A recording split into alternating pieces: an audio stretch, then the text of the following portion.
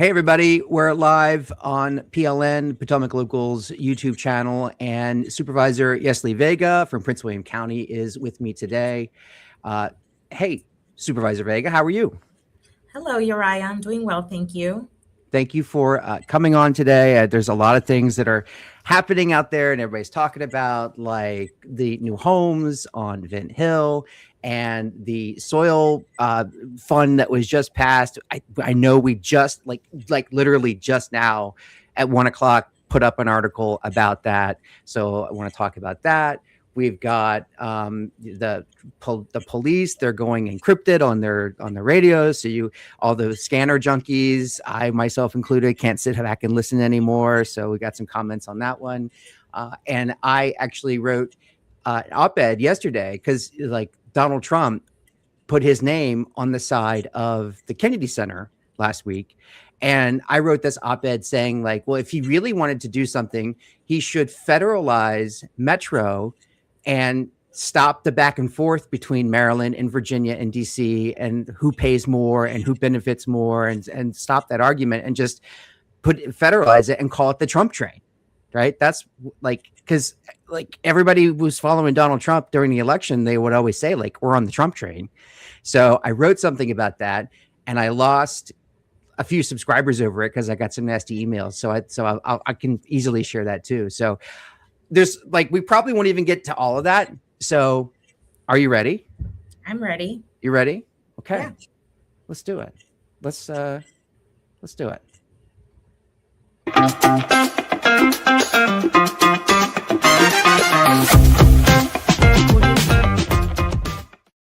Okay, so that's the real thing. Now we know it's a real, right? Welcome everybody. It's real. All right. So the first thing I want to ask you about is this Vint Hill thing, right? Because that got passed earlier this month, and we're looking at like 1,000 new homes out on Vint Hill and the different types of houses. It looks like 10,000. I'm like reading the story our Caitlin Meisner wrote at PotomacLocal.com. And if you want to read it too, go to PotomacLocal.com right now and read it. And also sign up for our free email newsletter. We'll send you these stories that we write and post to PotomacLocal.com. We send out a free email newsletter with all the headlines in it. But it looks like Alderwood Fields near Patriot Heights School, Burnside Farms is where this area is going. And so you voted against this. It was like you and newly seated Supervisor George Stewart from the Gainesville district voted against this. But I think, if anything, 1,000 new homes on Vint Hill Road in an area that was once considered untouchable because it was what was once the rural crescent. That rural crescent must be dead now. It must be gone. Yeah, we are a growing county. I said this at our last board meeting of the year, where Prince William County is the second largest county in the Commonwealth. Nobody disputes the fact that we're growing. Nobody disputes that we have a challenge when it comes to affordability. However, how we attain affordable housing and how we fix the challenges that this county faces is where we have a bit of a disagreement. And so for me, it really comes down to one basic thing. And I also said this at our board meeting. As a county supervisor, my job is to ensure that every land use matter that comes before my desk addresses the concerns that my constituents raise here in the Coles District, while also being considerate of the existing challenges that we have when it comes to infrastructure. You cannot put so many homes in this area without having the proper infrastructure in place, because we continue then to create a structural deficit, in my opinion. You don't have the road capacity to be able to sustain the additional vehicle traffic that these developments are going to generate. And you also don't have the school capacity for the children that are going to move into the neighborhood. And so I look at all of these factors when deciding how I'm going to vote for a land use matter. And I just couldn't get there, along with the environmental concerns. But predominantly, my reason for opposing this project, Uriah, was because the Constitution is very clear when it comes to eminent domain, right? It has to be for the public's benefit, for the public's use. And what we had here was a joint development agreement between several developers where they united in order to develop this area, but you could not argue that it's for the public benefit because it is for the profit of these developers. And so I could not in good faith support this proposal for those reasons. All right. So if you're Team Rural Crescent, drop RC in the chat. RC, if you're Team Rural Crescent. If you think that we could build more out in the western part of the county, where essentially all the near where most of the data center development has gone and all this growth is on, drop build baby build in the chat. Drop that in the chat if that's what you think. Tell us what you think. Should we go back to the Rural Crescent, which for those who are listening who are like, what's Rural Crescent? Like, well, from the late 90s up until most recently under the previous board, under then Chair Ann Wheeler, it was a crescent-shaped piece on the map in Prince William County from Quantico to Manassas National Battlefield, and it restricted development in that swath of land to one home per 10 acres and no water and sewer lines. Essentially, the prevailing idea was if you ran water and sewer to anywhere, it would just spur development, and that would just be a catalyst for just building up and making the western part of the county look like the eastern part of the county, like Dale City and Woodbridge and what have you. So do you think that with this, I mean, so the Rural Crescent sort of died under Ann Wheeler and the board back then, which you were on the board as well. Do you think it's completely dead now with this development, this Vent Hill? Is it people should people stop coming and saying, but the Rural Crescent? I mean, is that kind of the board signal that it's over and done? You know, I fought hard to preserve the Rural Crescent in my first term. And as you stated, those efforts failed. The Rural Crescent no longer exists. I wouldn't suggest that people should stop advocating to preserve open space. But the reality is that those planning tools that we once had in place no longer exist, right? And these land use applications, projects that we're just talking about are not done with. Right? We have a lot more housing proposed for this corridor. And so what I would suggest to the general public, especially those that reside in this area, in this district, is to continue to reach out to your district supervisor, to continue to reach out to the entire board, to make your concerns known so that we can take those into consideration when we have additional land use applications coming before us. All right. I want to switch gears here to something that what happened at your most recent meeting on the 16th of December. And it looks like supervisors, you guys were split on this idea to form, it was a 4-to-3 split on the Foundation and Soil Management Fund. And essentially what it's done here is it's created the ability for homeowners who are having problems with their foundations on their homes and to get money to fix from the county, taxpayer funds to fix these what can be very expensive issues. I mean, I remember one of my first stories as a newspaper reporter was this very issue right here. Somebody who had lived in their home for a number of years. They started having issues, foundations. They had a landslide in the back of their house, and they went to the county and they blamed the county because apparently they had the home inspector came out while the home was still being built, and the county signed off and said, okay, you're good to go. And then they sued the county and said, hey, you should have never signed off, that your inspector should have never given us the green light to for them to finish our house and for us to move in. Now we want all kinds of money. And so it looks like with this creation of this soil fund, you're opening the door for just about anyone to come in and, I mean, ask for county taxpayer money to fix, again, what could be very expensive foundational issues at their home. Yeah, you know, for me, it still is a private matter that public funds should not be utilized to pay for these repairs. However, I asked questions, right? As I always do, I want to have information so that I can make a sound decision. And I asked county staff, you know, if they had any regulating measures in regards to soil when it comes to approving land use matters? And the answer was yes. And I said, since when?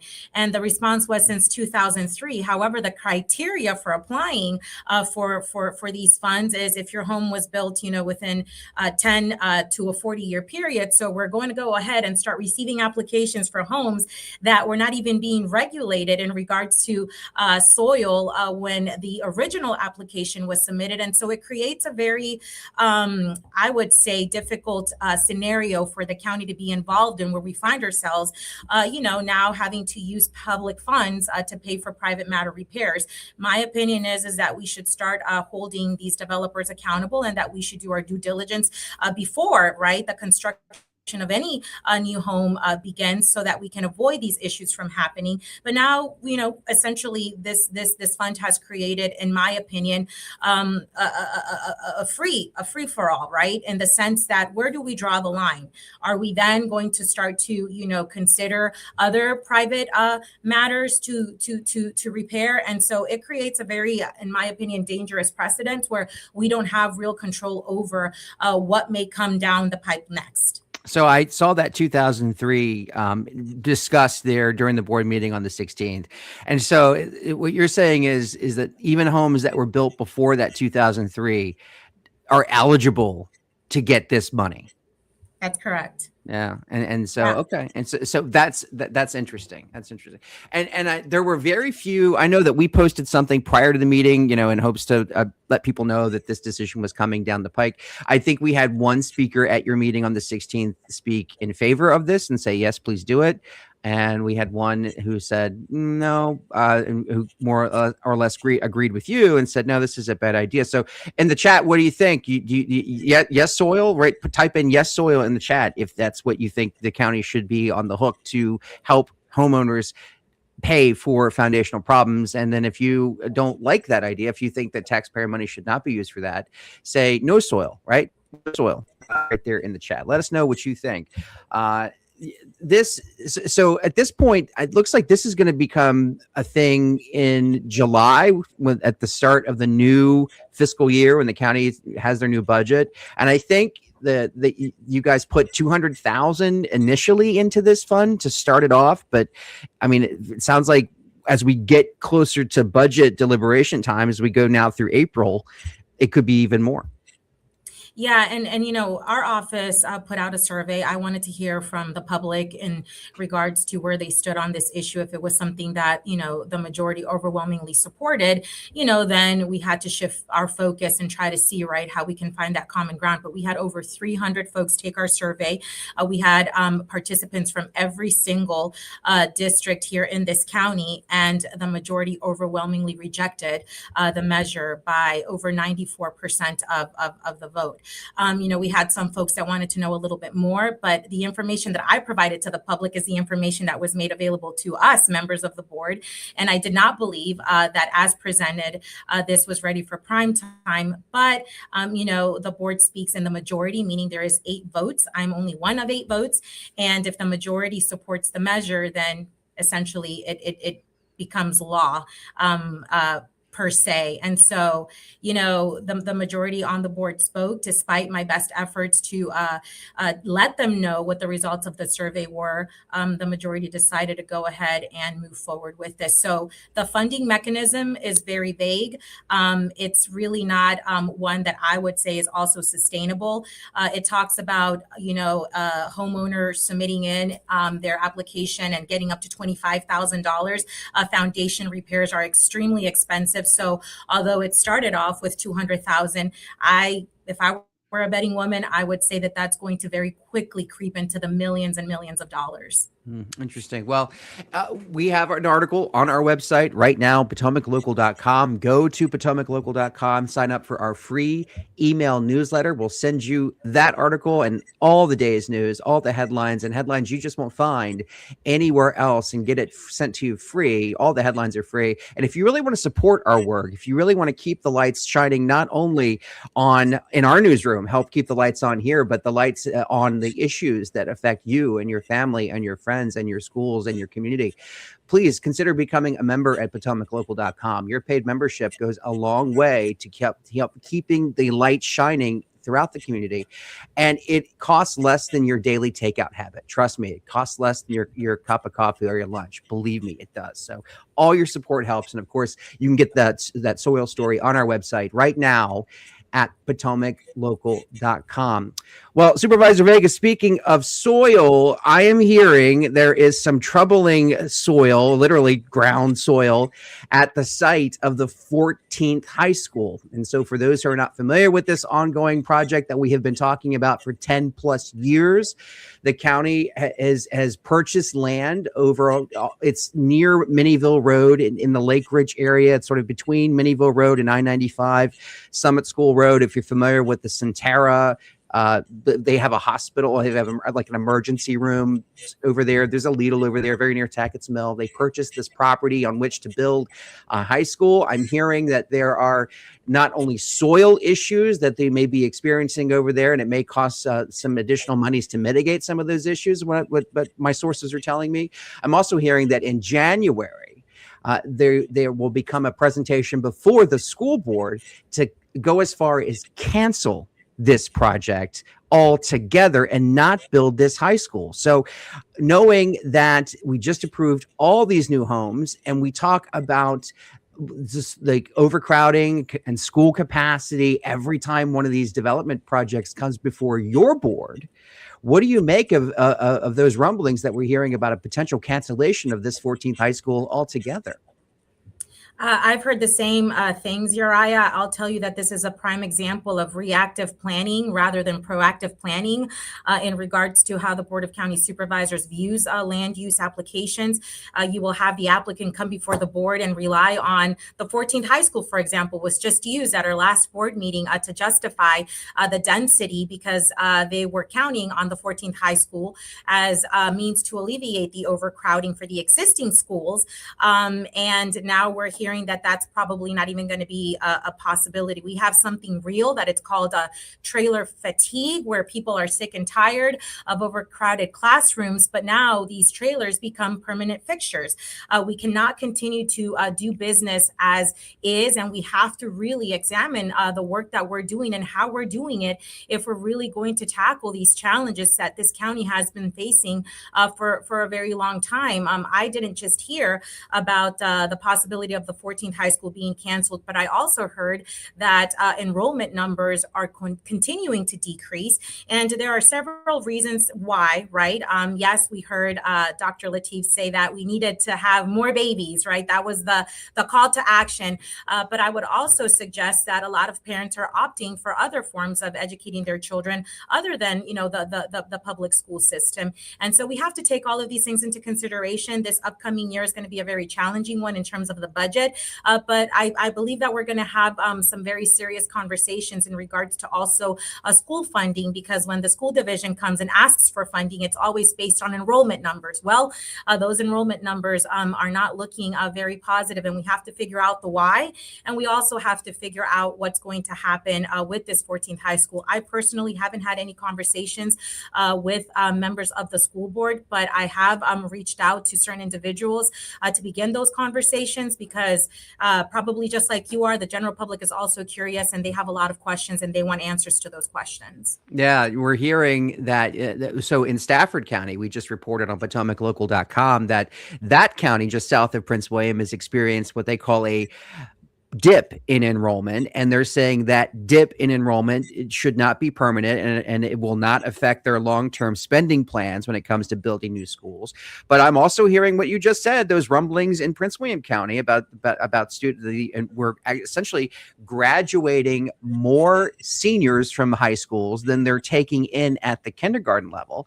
And one of the things that we saw last week was Superintendent of Prince William County Public Schools, Dr. McDade, go to the George Mason University Science and Technology Center just outside Manassas and talk about their 2030 plan, their vision coming up, or 2035, and all these numbers run together. But part of that plan is universal pre-K. And we've seen the headlines. Not only you cited Inside Novus headline where Latif was quoted saying, "We need more babies, so please get to work, send us more babies." But we've also seen the headlines in Prince William Times where they're looking at closing an elementary school in Woodbridge. And I'm also hearing that there could be other transformations of existing elementary schools elsewhere in the county into universal pre-K, where it would essentially give every 4-year-old in Prince William County the opportunity to go to a pre-K center and essentially have a half day or full day. I'm not sure about the details about what the program would look like, but that would be a brand new addition for the county, something that's not been open before. Again, universal, open to everyone. And so it seems like with this idea, if they're not going to take the money and spend it as they traditionally have on enrolled students from kindergarten to seniors and in 12th grade, they'll take it and they could create something new to do. It sounds like that's probably what's in the works. But again, I have to sit down and let these meetings take place to learn more. And I'll be sure to report back to you and to the general public as I always do. Graduations are always great, but we also have to look at, I think, deeper issues that our school division has been facing for quite some time. And not just the division itself, but also we as a county as a whole. All right, I want to switch gears and I want to ask you about the police radios going silent. So you're a police officer. You know what it's like to be on the streets in uniform, working with the public, the dangers that they face. There is also this expectation of transparency when it comes to what local police officers are doing. And it's funny, this expectation really exists at the local level, not so much at the federal level. I mean, you can't expect to know what the FBI is doing at the moment's notice, but on the local level, there's always been this expectation. And now we see that on January 5th, Prince William County is going to encrypt, essentially make it so the public cannot hear the radio transmissions that are going over the airwaves in terms of what police are talking back and forth, fire and rescue. I don't think this affects fire and rescue, but it does affect the police department. And I'll be honest, here in the news business, we have relied on these transmissions to figure out what's going on, where's the big story, where are the cops going. A lot of people now with the proliferation of scanner apps on their phone, if they hear sirens, they'll turn the scanner app on to find out what's going on. And so now with that going silent, the police department says that they're going to aim to better protect police officers in the field.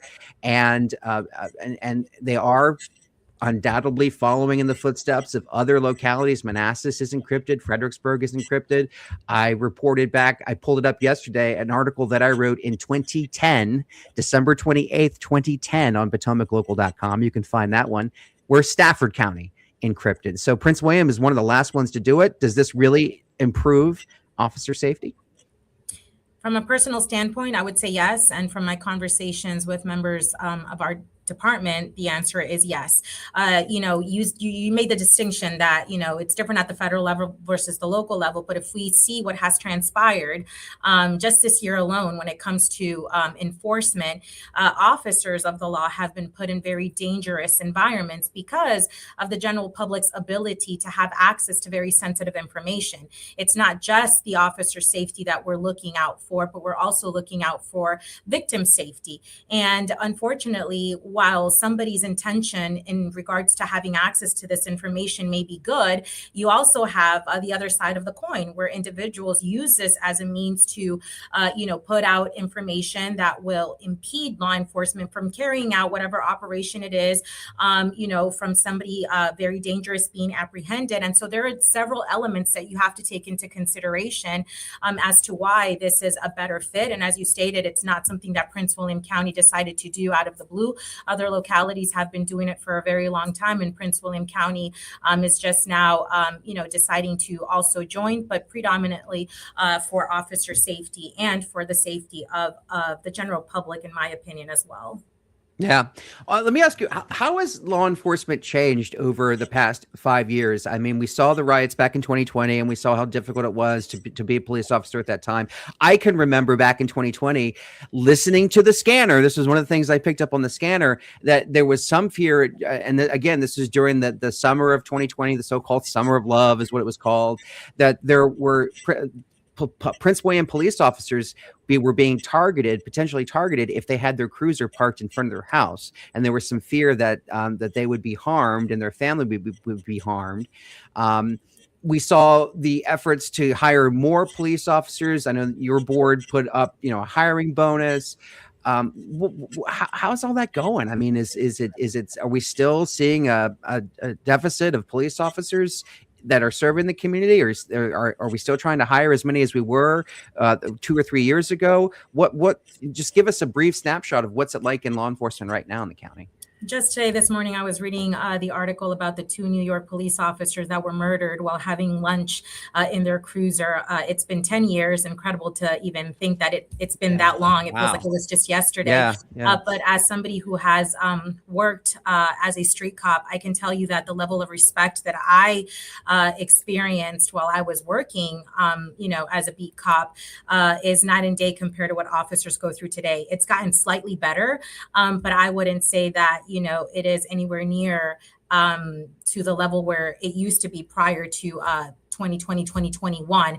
And yeah, there is still a challenge in regards to hiring law enforcement officers. I'm sure you're very aware of what Arlington County did in terms of trying to attract more police officers, more individuals to apply. They're starting folks off at like $90K. I think it's over $90K with still a sign-on bonus, and still they can't even get or generate interest. And so morale is still at an all-time low. I still have very close friends on the force, and I am still with the sheriff's office. I will say that the sheriff's office morale compared to PD, I think it's different because the level of work that we do is different. You're not out there 24/7 on the streets patrolling, but engagement with the general public still continues to be a challenge on many different levels. And so I think that there's still work to be done, and it starts with us as individuals to see members of law enforcement as the folks that live in our community, that care about our community, that quite literally put their life on the line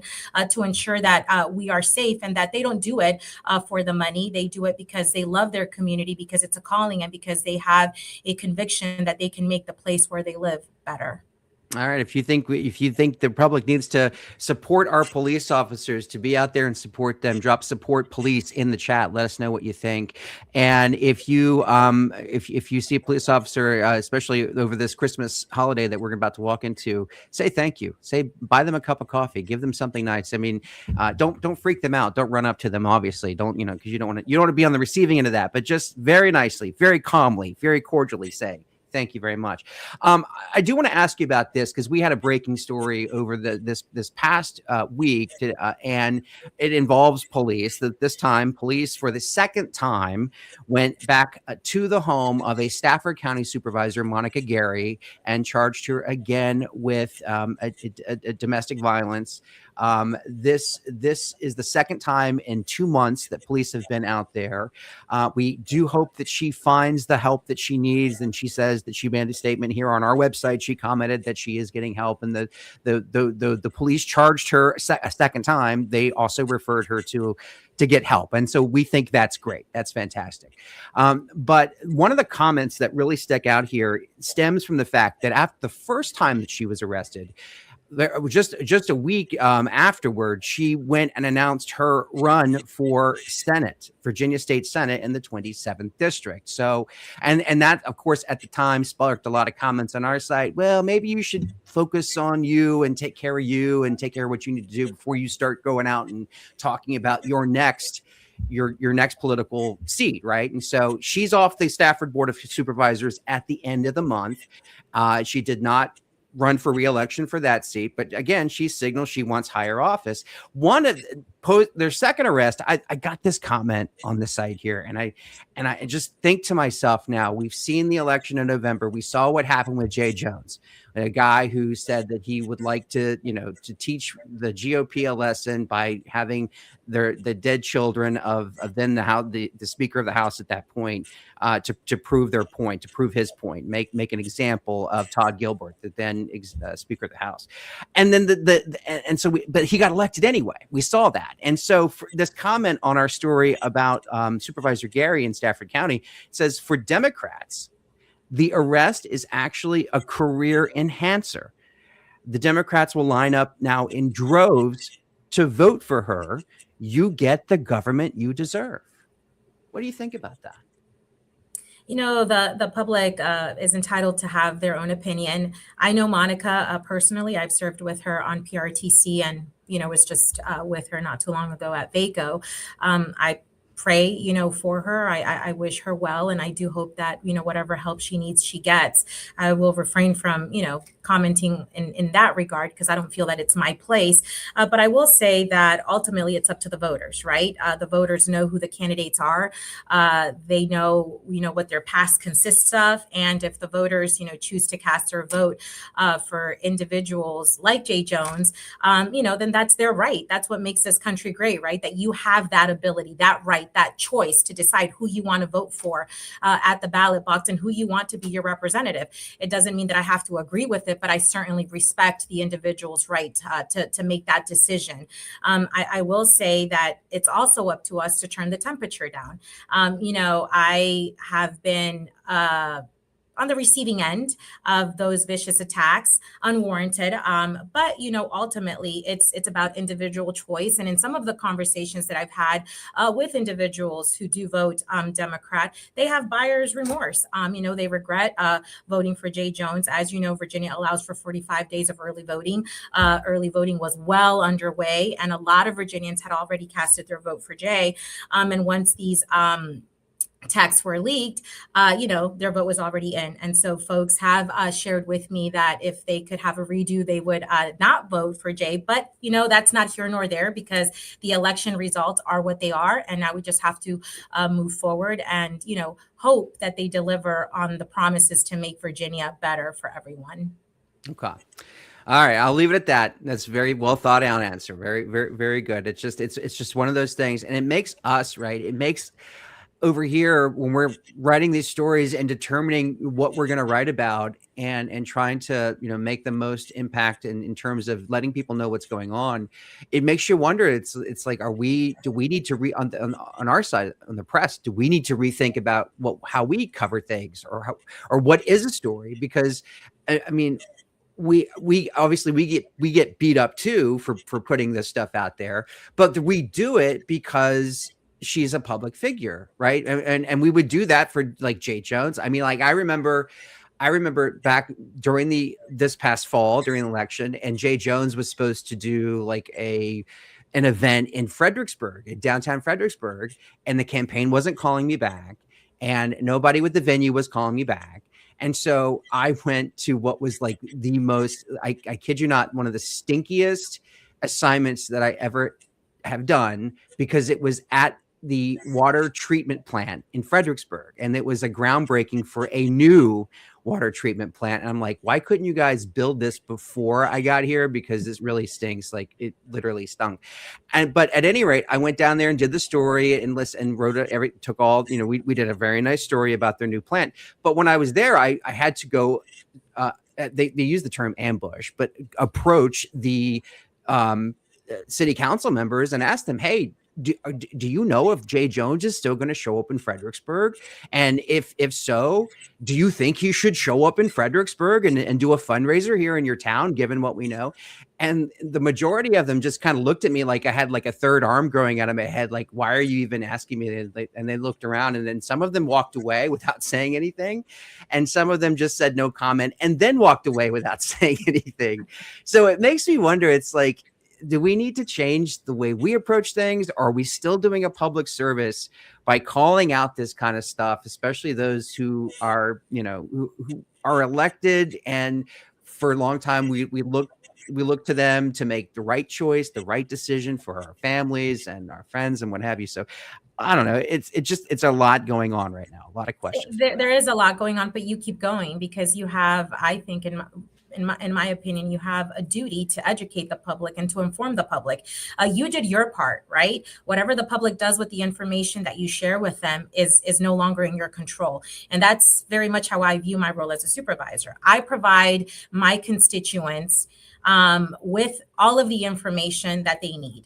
Whatever they do with that information is no longer in my control. And there's a lot of frustration, right? And a lot of the work that we do as county supervisors, and I constantly get emails, from frustrated people, and they're like, how do these people keep getting reelected? You do your job by providing information, but ultimately there are some things that are beyond your control. But you should feel proud of the work that you're doing because you did your part. You provided the information, and that's all that anybody can ask for. Well, I'll tell you, you do provide information, and if you've never received one of Supervisor Vega's regular emails that she sends out about what's going on in the district, I mean, she can rival us for coverage and the amount of topics. I mean, you do an awesome job putting out your district, the Coles District email.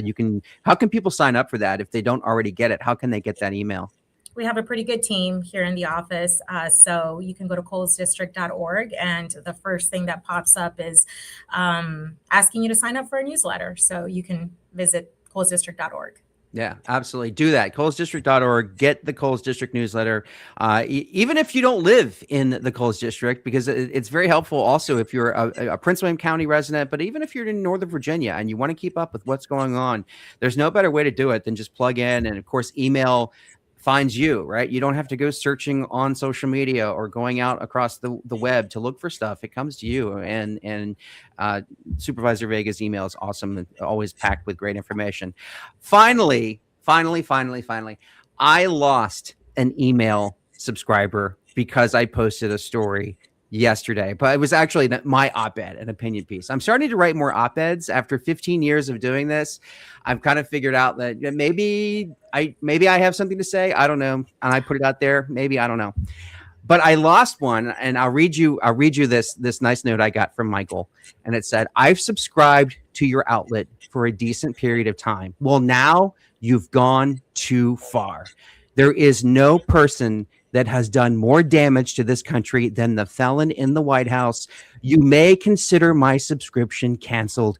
You have made a grave mistake."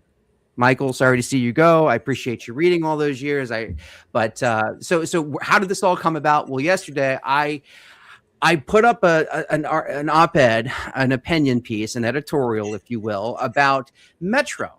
And we saw the president put his name on the side of the Kennedy Center. Mm-hmm. And I said, okay, all right, that's interesting.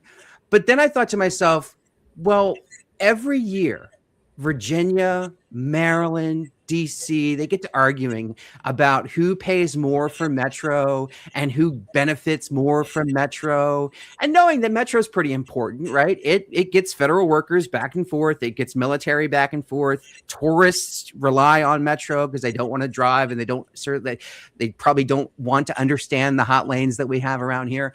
And it's also important to note, which I noted in my editorial, that just because Prince William County or Stafford County and these counties that do not have Metro stations, that doesn't mean they don't pay into Metro. The county still pays in because a smaller amount than it would if it did have a Metro station.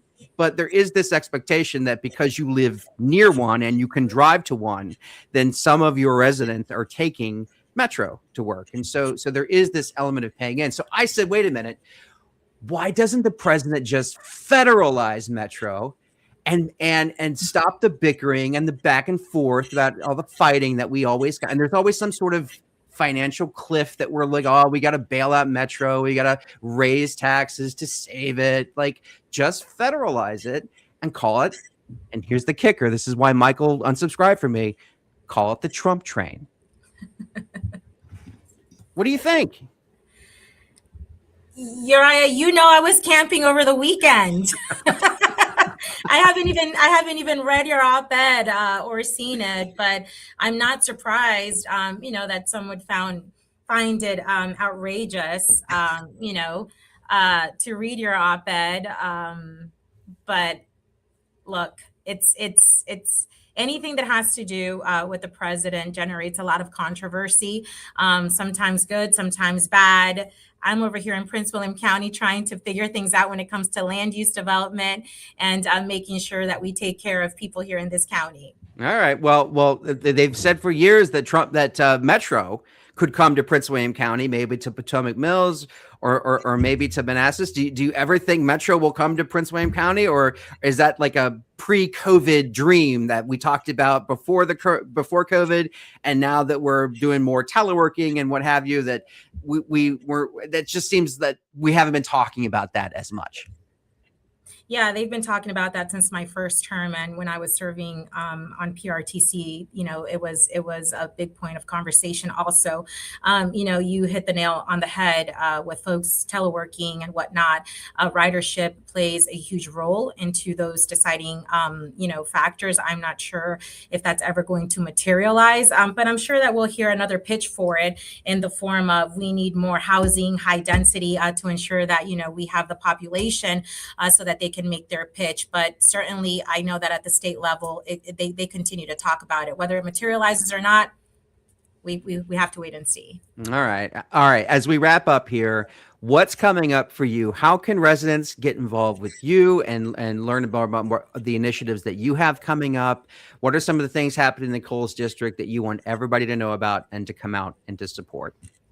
We're getting ready to kick off budget season. I think that is extremely important for the taxpayers of this county, especially when your taxes continue to go up. I want to thank folks for staying very much engaged. I don't want to sound biased, but maybe I am a little bit when it comes to my constituents in the Coles District. Folks are very much involved. They're engaged, and I love that because it makes my job that much easier. I love it when people are educated on the issues and when they reach out and when they hold the entire board accountable. Right? Not just me, but the entire board accountable. One of my pet peeves, Uriah, is when it's public comment time and people take to the mic and they say, "Thank you for allowing me to speak." I will, leave public office telling the general public to stop thanking us for allowing you to speak. It is your right. You hired us. We work for you. That is your chambers. That is your microphone. And so, a call to action is for folks to show up. It doesn't matter what's on the agenda. It keeps us on our toes. I say it's a lot easier for supervisors to take a vote when the chamber is empty. It's a completely different story when people show up in great numbers to show, right, that they care, that they're passionate, and that they want to hold us accountable. And so I'm going to be working very hard to ensure, that we have a fair budget, one that takes into considerations the taxpayers. This last budget cycle, we had a record revenue in this county. And when I say record revenue, I'm talking about new revenue. You know that the hot topic right now is data centers. I hear it all the times, whether it's at the grocery store or via email. Supervisor Vega, if we approved all these data centers, where is the money? The money is there. I am not defending the data center industry, but I am fair. And I do want to point out that we've received record revenue from this one industry alone. And that if you're frustrated because you're not seeing the benefits, right, of that new revenue, rightfully so. I'm going to continue to monitor that, and I'm going to continue to advocate for lower taxes and to ensure that we're spending your tax dollars responsibly. And so I ask folks to stay in the fight with me. Don't give up. I've read a lot of comments, whether it's on social media or folks that take the time to personally email me and, just tell me how they're feeling, that they feel defeated in many ways because they feel like their elected representatives are not listening, maybe because we came up short, right, on an issue that mattered to them. But I tell folks that, sometimes you win some, sometimes you lose some, but that doesn't mean that you give up.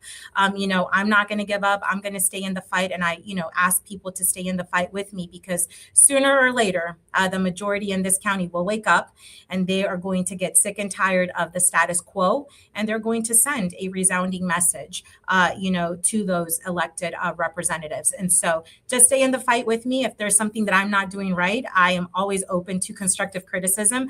I have thick skin, nothing really phases me. And so I am always open to engaging with folks and keeping the lines of communications going. The head scratcher that I get all the time is we keep approving all of these new data centers, and every year they mail me out my personal property tax bill for my house, for my property, and every year it is more than it was the previous year. The bill keeps going up, and yet the number of data centers, these things are supposedly sold to us as driving down the cost of living in our area, because it will take the pressure off taxpayers and homeowners, and lower the burden on them, and put it more on these data centers. But yet that hasn't happened yet, and that is like the biggest head scratcher everywhere I go. That is what I hear. And you have to look at the budget. You have to see where the money is being allocated and where it's being spent, right? In order to get those questions answered. I try to do my very best in educating the public, but I think, Uriah, that we have to dedicate maybe another segment strictly to the topic about data centers, right? Because we get emails from folks, or you see it in the paper. They're like, why don't you just vote no? It's much more complicated than that, right? People are like, why can't you stop, Dominion's overreach when it comes to these proposed routes? It's much more complicated than just saying, I'm going to stop this. I think it's important for folks to understand our role and our power at the local level, and then that at the state level, and how we operate and how we're legally allowed to operate, because you really don't see much of that. You see a bunch of politicians showing up to neighborhoods that are in danger, making false promises, or just showing up to show face. But in reality, what are they doing? How are they advocating for you in Richmond? How often do they actually stand up and speak out versus, oh, it's a campaign year, let me go into the district and tell people that I'm doing A, B, C, D, but are you really? That's my frustration. When people want to hold the Board of County Supervisors to a different standard, when in reality, the people that they have to lobby and the people that they really have to talk to are their state senators and their state delegates. But I promise that if you give me the time, I would love to come back and talk only about data centers, how it works, what legal considerations I, as a county supervisor, have to take into consideration as to whether or not I'm going to deny or support a project, because it's not as easy as, well, Supervisor Vega, you can vote no.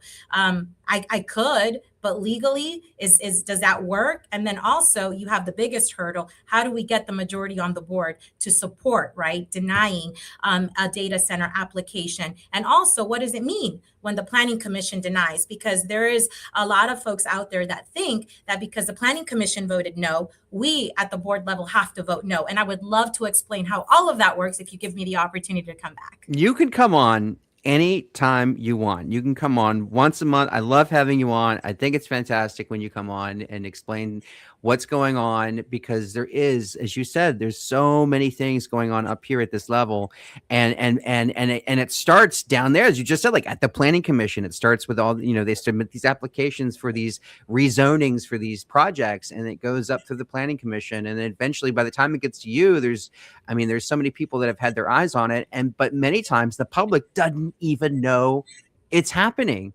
And in many cases, by the time it gets to the Board of Supervisors, the board walks in and knows exactly where they are and where they're going to vote on this. And only when we have seen a lot of people come out to these meetings and speak and share their opinions, do we see maybe some supervisors change their mind. It's happened. I've seen it a few times.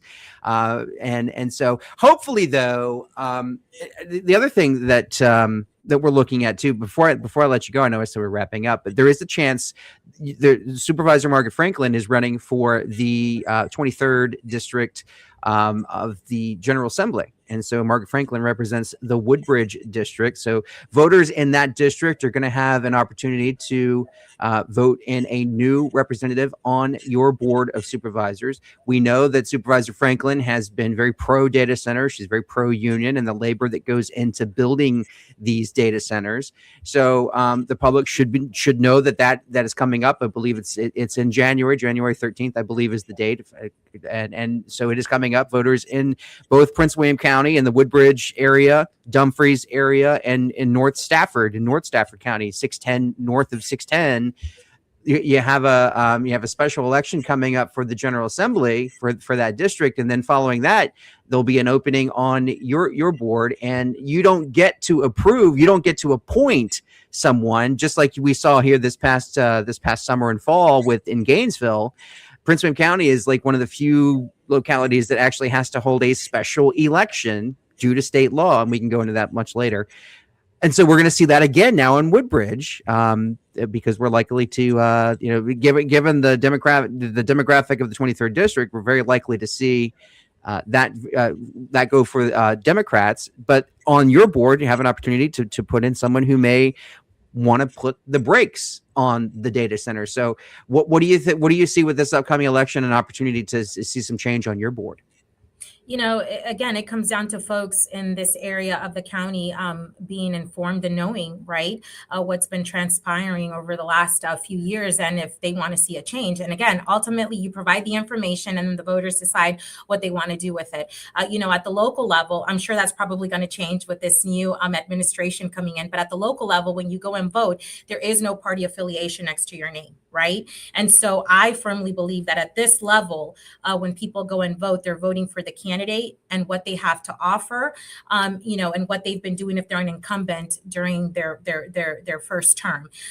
But folks in this Woodbridge district, they have to pay attention to what's going on. They have to pay attention to who the candidates are and what their platform is, and they're going to make their decision accordingly. But yes, you're right. There is an opportunity here for folks who want something new to be able to voice that and to be able to support somebody who's going to bring a fresh perspective to the Board of County Supervisors. Are you hearing of anybody who's wanting to run? I mean, Pam Montgomery, who is the chief of staff for Supervisor Franklin, has been floated as a potential candidate who would run for the Democrats. Have you heard? And what was her? It was I'm trying to remember who ran in Woodbridge this past cycle, who ran against Franklin in 24.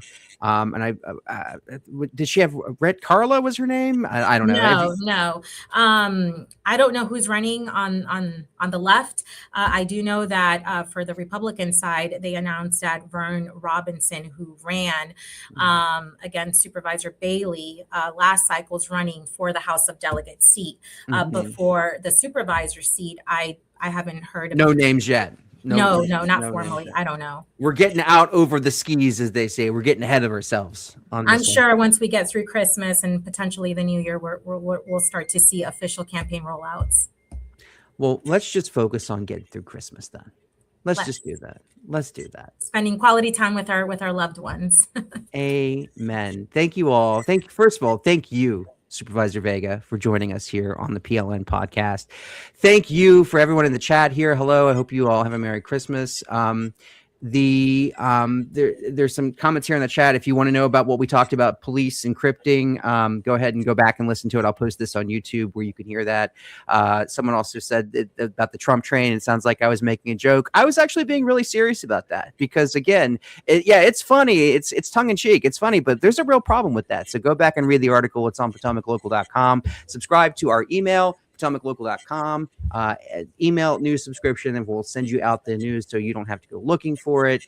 This was a lot of fun. I want you to come back on and talk about data centers and talk about all the cool things that are happening in Prince William County, in your district. It's always a pleasure. Merry Christmas to you, Supervisor. Merry Christmas to you as well, and Happy New Year, everyone.